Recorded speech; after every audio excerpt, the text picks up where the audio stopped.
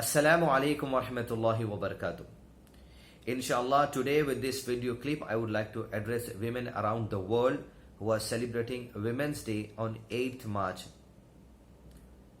Sisters in general, I would like to say this, you're not actually celebrating the Women's Day. In fact, you're celebrating the modernization of this world, which has allowed you to eat, drink, sleep, wear whatever you like at any place you like. And at the same time, these sisters believe and think, not everyone might be, but few of them think that Islam discriminates women. Islam is injustice towards the women. I would like to share a small example in front of these sisters who feel that Islam discriminates men and women and also injustice for women, especially women like Taslima Nasreen and brothers like Salman Rushdie and their friends. One small example, suppose if you, a father or a mother or a child is infected by a flu or by a fever. So the mother and the child both visits a doctor. And the doctor, after doing the complete checkup of the mother and the children, writes down a prescription. For mother, he issues a medicine of 500 mg. And for the child of 8 years, 10 years, the doctor issues a medicine, a syrup with strawberry flavor or with mango flavor or pineapple flavor, and which is not more than 250 mg, or less than that is 150 mg. So now mother gets 500 mg tablet to cure the fever, and the child of 8 to 10 years gets a 150 mg syrup with strawberry flavor to cure that fever. So openly this is discrimination done by the doctor, that 500 mg for mother and 150 mg for the child, that too with a strawberry flavor. So the world will definitely say that this is complete discrimination. Even I agree with this, that this is complete discrimination. But at the same time, I would like to say that giving 150 mg syrup to the child to cure the fever is absolutely justice towards the child. Because if the doctor overdoses the child with 500 mg tablet which he is giving to the mother of the child, then that doctor can be brought to the court, and that may even cause death to the child. And at the same time, when the mother is not being given 150 mg syrup to cure the fever, that is complete justice for the mother. So this discrimination does not deny the justice. Discrimination according to the age, discrimination according to the ability of human beings is actually justice for their own self. So where Allah Azza wa Jal in the Quran Majid and in the teachings of Islam by the Prophet Sallallahu Alaihi Wasallam, wherever the people feel that the women has been discriminated here, is actually justice for them. For example, the man has not been ordered to cover from head to toe. This is justice for men. And the women has been ordered to cover from head to the toe. This is actually justice for the women. Because men are not raped in the world by women. In fact, women are raped by men in the world. You will nowhere find even a single case where men have been raped by women. So this is justice for women and this is justice for men.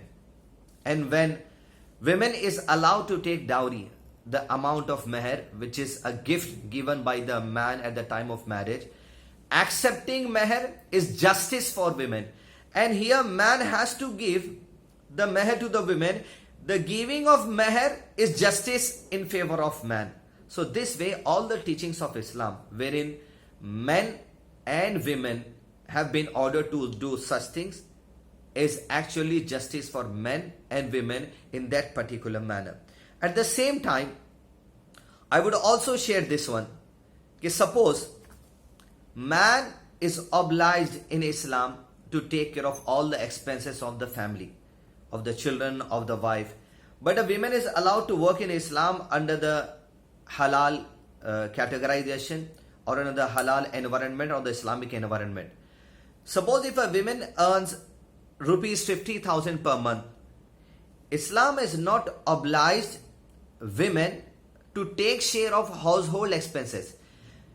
A man cannot oblige her wife to say that you're earning 50,000 rupees per month. Now you have to look after the rent of the house. You have to pay 25,000 rupees as rent of the house. Man cannot do this. So women can earn. Not spending even a single penny from her earnings is justice for women. And at the same time, men earning lakhs of rupees per month, but he has to take care of each and every expense of the family members is a justice for the man. You cannot say here discrimination has been done for men. Men is allowed to spend, woman is not allowed to spend, she is allowed only to save the things.